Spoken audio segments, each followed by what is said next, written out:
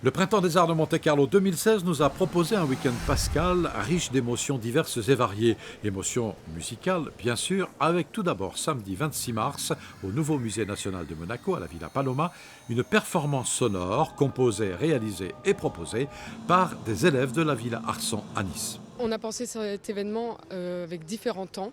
Donc sur 1 heure, on a 2 tubes sonores qui se situent dans les 2 lieux de circulation du musée, qui sont l'ascenseur et l'escalier. Et autour de ces 2 tubes sonores va se déployer différentes performances. Dans performance, on va rentrer plus tout ce qui est son en live. Donc on a Sharon qui a travaillé tout en costume avec de la porcelaine, différents matériaux qu'elle va faire chanter avec ses micros.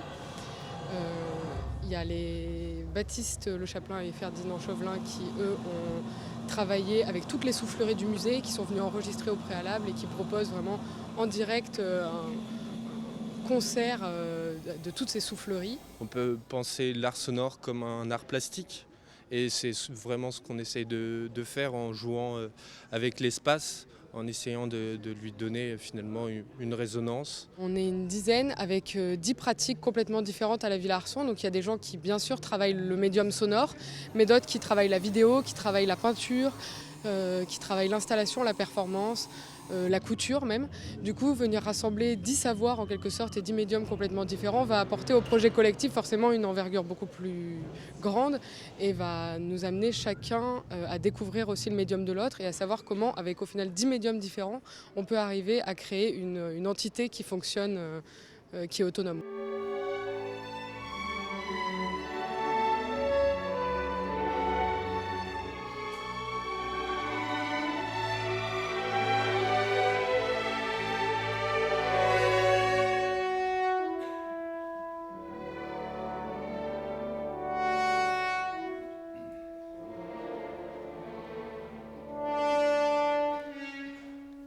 Samedi 26 mars, en soirée cette fois à l'auditorium Régnier 3, deuxième page du portrait Malheur avec la 9e symphonie, interprétée par l'Orchestre Philharmonique de Monte-Carlo sous la direction de Gianluigi Gelmetti.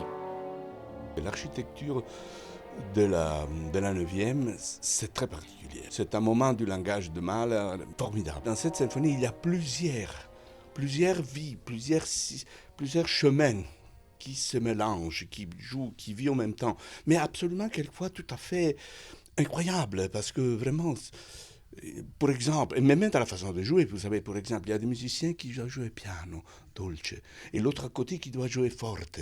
Et on s'est dit, mais il s'est trompé. Et Mahler a spécifié, a dit au chef d'orchestre, attention, je ne me suis pas trompé, c'est ce que je veux. Le schéma déjà est différent, mais ça démarre par un premier mouvement plutôt lent, très très beau, long, et puis ensuite deux mouvements plus joyeux, dont un rondo burlesque, et ça se termine par un adagio qui se dissout presque dans la nuit, voire dans la mort. Vous savez, on a dit qu'il c'était un moment de deuil qu'il avait passé, mais c'est pas simplement ça. Mais c'est une façon, c'est une morte, vous voyez, qui n'est jamais sentimentale, jamais de souffrance.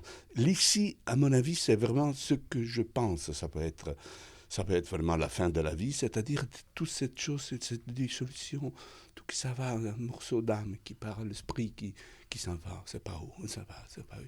Mais c'est pas seulement pessimiste, c'est pas du pessimisme, c'est la vérité, c'est la vérité. Et la vérité n'est pas belle souvent.